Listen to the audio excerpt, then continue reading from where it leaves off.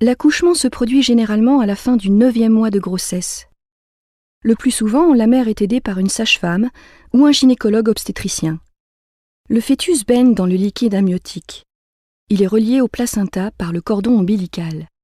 Sa position indique qu'il est prêt à naître. Sa tête est en bas, dans le bassin de sa mère. L'accouchement commence par la période de travail. Elle se caractérise par des contractions involontaires du muscle de la paroi de l'utérus, le myomètre. Au début, les contractions se produisent toutes les 10 minutes environ. Elles sont assez courtes. Puis leur fréquence et leur durée augmentent progressivement. Le fœtus est poussé du fond de l'utérus vers le col de l'utérus. Sa tête appuie sur le col. Il se produit alors ce que l'on appelle l'effacement du col de l'utérus. La tête du fœtus avance encore un peu et c'est la dilatation du col de l'utérus. Son diamètre d'ouverture est alors d'environ 10 cm. C'est généralement à ce moment que se produit la rupture de la poche des os. Le liquide amniotique s'écoule. La période de travail est terminée.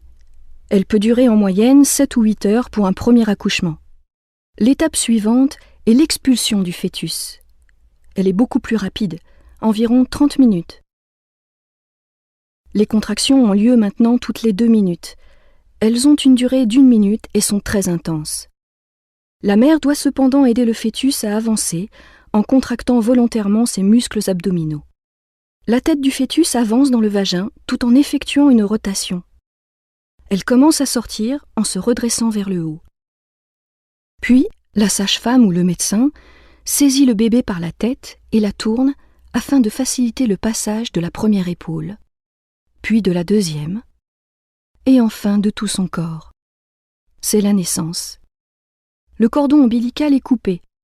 Sur le ventre du bébé, la cicatrice laissée par le cordon deviendra le nombril. L'accouchement n'est pas encore tout à fait terminé pour la mère. En effet, quelques minutes après l'expulsion, les contractions reprennent. C'est l'étape de la délivrance. Aidée par le médecin, la mère expulse le placenta.